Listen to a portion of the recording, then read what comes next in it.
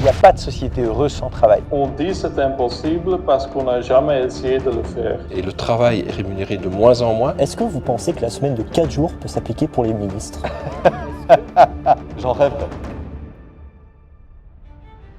En novembre 2022, la Belgique est devenue le premier pays européen à instaurer la semaine de 4 jours. Et ce, sans réduction du temps de travail et avec le même salaire. C'était vraiment dans notre chef le fait de pouvoir tenir compte des aspirations qui sont en train d'évoluer par rapport à la semaine de travail, par rapport à la place du travail dans la vie des individus. Lui, c'est Pierre-Yves Dermagne, le ministre du Travail belge. C'est lui qui a poussé pour que la loi entre en vigueur. Le but, améliorer le bien-être des travailleurs. Pourtant, après un an, la mesure ne séduit pas du tout. Entre problèmes écologiques, économiques et perte de droits sociaux, la bonne formule reste encore à trouver.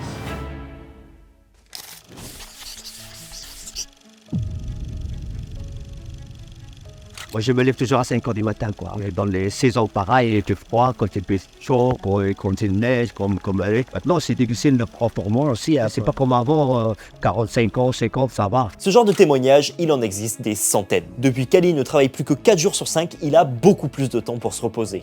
Je me sens un peu mieux. C'est bien pour les gens qui ont une famille, qu'ils ont les enfants. Depuis plus d'un an, la loi autorise les travailleurs belges à travailler un jour de moins par semaine tout en conservant le même nombre d'heures. On appelle ce système la semaine de 4 jours avec compression du temps de travail. On a vu pendant la période de la Covid-19 et surtout après, un changement dans la manière d'appréhender le travail. Bon, il y a juste un petit problème, la mesure ne marche pas du tout. Selon une étude Securex de 2023, moins de 1% des Belges l'ont adopté. À partir du moment où les syndicats ne font pas eux-mêmes la promotion, les partenaires sociaux ne font pas eux-mêmes la promotion, c'est plus compliqué. Lui, c'est Georges-Louis Boucher, le chef du mouvement réformateur, le deuxième parti politique du pays. En face, le président de la FGTB, le deuxième plus gros syndicat belge, explique cette impopularité par les journées beaucoup trop longues. Dans la pratique, ça représentera des journées de 9h30 en moyenne. Donc risque d'accident de travail non négligeable, risque de burn-out. Face à ce problème, le gouvernement a lancé un test grandeur nature de réduction du temps de travail en 4 jours. Concrètement, ça veut dire passer de 38 heures en 4 jours à seulement 32. Nous avons lancé, à mon initiative,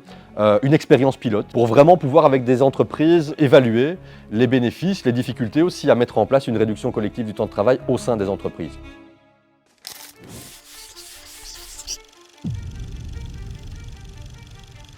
Bon, le but premier de la semaine de 4 jours, c'est d'améliorer le bien-être des travailleurs. Selon une étude de l'université de Cambridge, un jour de congé supplémentaire permet de réduire de 70% les risques de burn-out. Mais malheureusement, c'est plus compliqué que ça. En fait, ce bilan diffère du profil du travailleur et surtout de la semaine compressée ou réduite. Il y a des problèmes de fatigue, d'organisation du temps de travail, d'attractivité au niveau d'un certain nombre de métiers et des problèmes aussi d'organisation de la vie de famille. Autre facteur, le secteur d'activité. Alexandro est travailleur dans le BTP. Pour lui, impossible de travailler autant.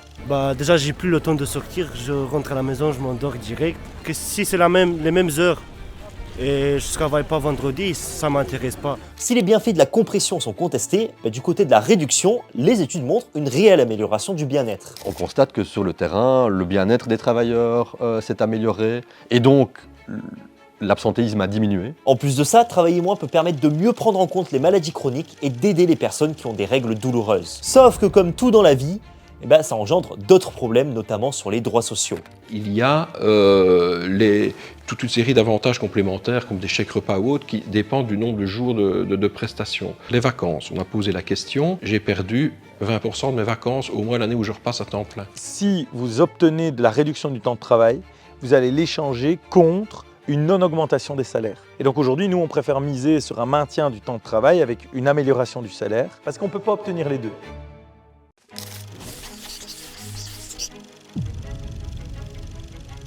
Le principal frein à l'instauration de cette semaine de 32 heures, c'est évidemment l'argument économique. C'est un exercice vraiment très cher. Si on commence à travailler seulement 32 heures par semaine, les gens, il y a beaucoup de désavantages, mais ce n'est pas assez pour contester les désavantages. Lui, c'est Noah Van Giel, chercheur à l'Institut de recherche sur le travail et la société à Louvain. Et sur le terrain, les patrons sont plutôt d'accord. Gambouza Attila gère le restaurant BFC à Bruxelles depuis 20 ans. Pour lui, c'est irréalisable sans aide. En tant qu'un patron, on ne peut pas se permettre, en tant qu'un petit patron, on ne peut pas se permettre de payer le même salaire en 4 jours, c'est pas possible. Mais avec l'aide d'État, c'est possible et c'est faisable. Qu'aujourd'hui, on n'est plus sur un temps de travail qui est inhumain. Il y a heureusement plein de gens qui adorent leur boulot.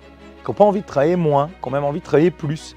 Il faut leur laisser l'opportunité de pouvoir le faire. Pourtant, une étude de l'université de Louvain souligne qu'un employé qui travaille moins est en moyenne plus productif. Et on voit que dans toute une série d'expériences qui ont été menées, que la productivité a plutôt augmenté dans les entreprises qui ont réduit collectivement le temps de travail. Le travail sera mieux réparti si finalement on réduit les heures hebdomadaires de travail. Autre argument avancé, celui de la création d'emplois. Pour compenser un jour de travail en moins, les entreprises devraient normalement embaucher et cette troisième journée de libre pourrait par exemple laisser place à d'autres activités. On dit que c'est impossible parce qu'on n'a jamais essayé de le faire. Si tu as 3 jours de week-end, 7 jours-là, tu peux innover toi-même.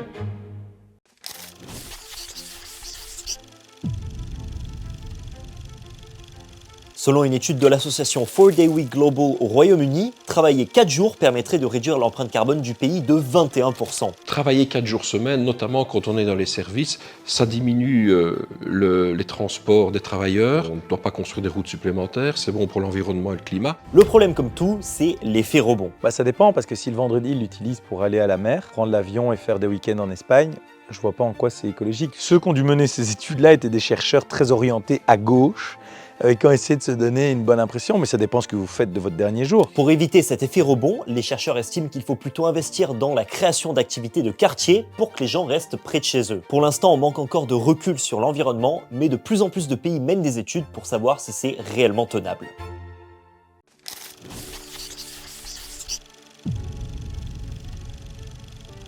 Pour l'heure, la semaine de 4 jours est au stade de l'expérimentation dans de nombreux pays. Par exemple au Royaume-Uni, au Japon ou encore en Espagne. Et elle a même été adoptée en Islande où près de 90% de la population a aménagé son temps de travail. Et en France alors, qu'est-ce qui se passe ? Et bien là aussi, l'idée fait son chemin. De plus en plus d'entreprises, notamment dans le BTP, l'implémentent. C'est le cas de Bruno Fléchard, patron d'une entreprise dans la Sarthe. Et les salariés qui m'ont dit, lors d'une réunion de fin d'année, ils m'ont dit nous on préférerait travailler plutôt un vendredi sur 2 voilà. C'était un choix des salariés. Ça leur offre une opportunité pour prendre le rendez-vous médicaux déjà les vendredis non travaillés. Ça a vraiment apaisé dans l'entreprise j'ai une paix sociale très intéressante. Même si pour l'instant son modèle reste encore à trouver, ce qui est sûr c'est que les prochaines années seront déterminantes dans l'implémentation de la semaine de 4 jours. Vous pouvez voir que les 150 années passées, on a toujours augmenté notre efficacité. Moi, je pense effectivement que c'est quelque chose qui va se généraliser. Je pense que la Covid-19, les confinements, la généralisation du télétravail ont vraiment mis en lumière une évolution de ces tendances. Et donc, je pense clairement qu'on ne reviendra pas en arrière.